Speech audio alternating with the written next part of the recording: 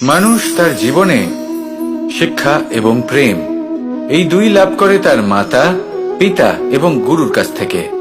কিন্তু মানুষ সবথেকে বেশি ভালোবাসে নিজের মাতাকে, কারণ মাতা খুব নির্মল চিত্তে ভালোবাসে, শান্ত মনে আমাদের অন্তরে শক্তির সঞ্চার করে থাকেন, আমাদের উৎসাহ দেন, বলশালী করে তোলেন।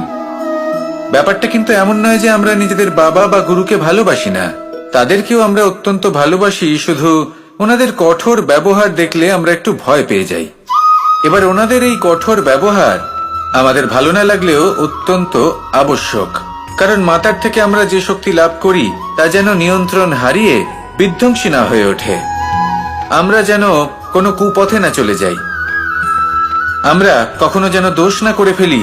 শুধু সেই জন্য পিতা এবং গুরু একটু কঠোর হয়ে ওঠেন, এবং ওনাদের এই কঠোর আচরণ ভবিষ্যতে গিয়ে আমরা অবশ্যই বুঝতে পারি।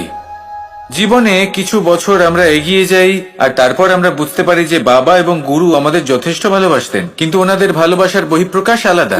প্রয়োজনীয় হলো এটা দেখার, এটা বোঝার যে শুরু থেকে আমাদের প্রতি ওনাদের আচরণ কেমন ছিল। ওনাদের কঠোর হওয়ার পেছনে ওনাদের ভালোবাসাটা বোঝার চেষ্টা করুন, ওনাদের চিন্তাটা বোঝার চেষ্টা করুন, ওনাদের পথপ্রদর্শনের আড়ালে আপনার ভবিষ্যতের জন্য যে পরিকল্পনা ওনারা করেছেন সেটা বোঝার চেষ্টা করুন। তখন আপনারা বুঝতে পারবেন ওনাদের ভালোবাসাকে।